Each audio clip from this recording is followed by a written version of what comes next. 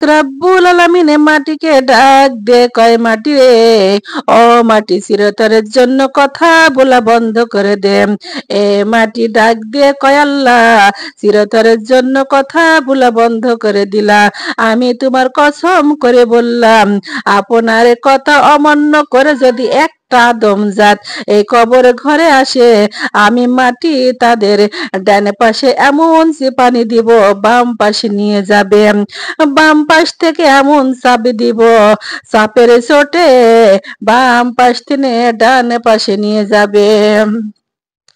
ডানে পাশের হাড় বাম পাশে চলে যাবে, মাথার দিকে চাপ মারবো, পায়ের দিকে চাপ মারবো, চাপের চোটে সারা শরীরের হাড়গুলো তুসতুস হয়ে যাবে, চাপের চোটে সারা শরীরের হাড়গুলো তুসতুস হয়ে যাবে। বেনামাজি সুদখোর ঘুষখোর আল্লাহর নাফরমানি যারা তাদের কবরের মধ্যে দিয়ে আসবে 3.5 হাত মাটির ঘর, 3.5 হাত মাটির ঘর, কারোর হবে আপন কারোর হবে পর, কারোর আপন ঘর আবার কারোর পর। এই 3.5 হাত মাটির ঘরে যাদেরকে দিয়ে আসবে আল্লাহর নাফরমানি যারা দুনিয়াতে করেছো তাদের ওই 3.5 হাত মাটির ঘরে থাকবে না।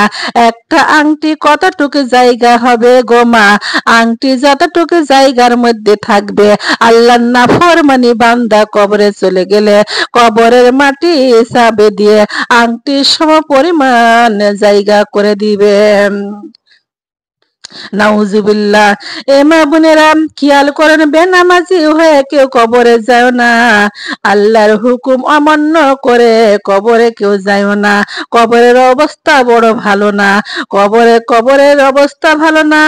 কবরের মাটি ও মা বোনেরা এমন জোরে চাপ মারবে, চাপের চোটে শরীরের হাড় মাংস গুলো সব এক জায়গায় করে ফেলবে। গম যেরকম জাতাই দিলে পিষে ময়দার মতো করে ফেলে দেয়, বেনামাজি কবরের মাটি এমন ভাবে চাপ মারবে ময়দার মতন করে ফেলবে। বলেন নাউজুবিল্লাহ। বেনামাজি এই দুনিয়াতে যত কামাই রোজগার করুক না কেন বরকত হবে না। বেনামাজির মৃত্যুর সময় অপমানিত অবস্থায় লাঞ্ছিত অবস্থায় মৃত্যুবরণ করবে। বেনামাজি মৃত্যুর সময় অপমানিত হয়ে মৃত্যুবরণ করবে। বেনামাজি ক্ষুধার্ত অবস্থায় মৃত্যুবরণ করবে। বেনামাজি মৃত্যুর সময় এত পিপাসা লাগবে গো মা, পিপাসায় কলেজাটা ফেটে যাবে। 7 দরের পানিও যদি তখন মুখের মধ্যে ঢালিয়া দেয় তবুও পিপাসা মিটবে না। নাউজুবিল্লাহ পড়েন। মা বোনেরা খেয়াল করেন, বেনামাজির কবরে দাও দাও করে আগুন জ্বলবে।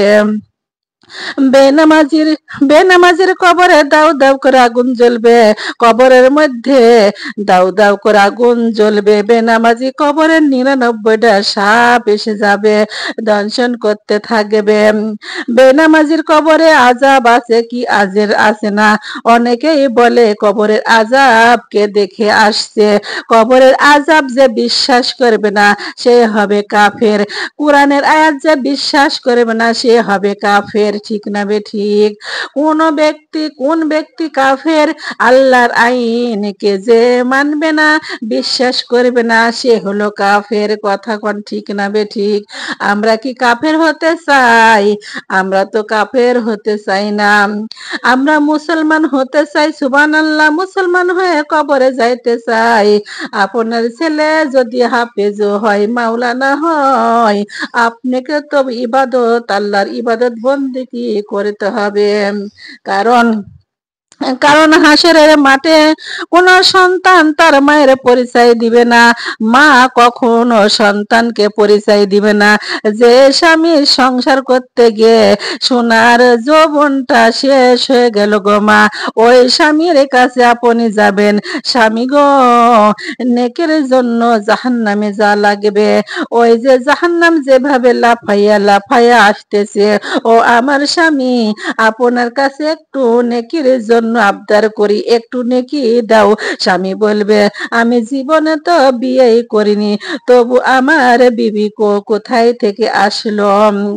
আপনের স্বামী বলবে, আমি তো কোনো দিন বিয়েই করি নাই, আপনার স্বামী আপনার পরিচয় দিবে না, আপনার কলিজার টুকরা সন্তান আপনার কাছে কানবে আর বলবে, ও মা, মা গো, দুনিয়া থেকে যখন দারোগা পুলিশ হাতে দড়ি দিয়া বান্ধা থানায় নিয়ে গেছে, ও মা, জমি বন্ধক দিয়ে 1 লাখ টাকা নিয়ে তুমি ওই থানায় চলে গেছো, উকিল ধরেছে, চেয়ারম্যান ধরেছে গো মা। মা গো, আমাকে মায়ের থেকে বাঁচানোর জন্য কত টাকা পয়সা থানায় দিয়েছে গো মা। ও মা, আজ হাসরের মাঠে কিয়ামতের দিনে ওই যে জাহান্নাম যেভাবে লাফাইয়া লাফাইয়া আসতেছে গো মা, আমারে তুমি কিছু একটু নেক আমল দাও, আমি কিছু নেক আমল পাইয়া নেক নিয়ে জান্নাতে যাব, জান্নাতে যাইতে পারবো, জাহান্নামের হাত থেকে বাঁচতে পারবো। মা দুঃখিনী ডাক দে কয়, বাবারে, আমার তো জীবনে বিয়েই হয় নাই, আমি সন্তান পাইলাম কোথায়?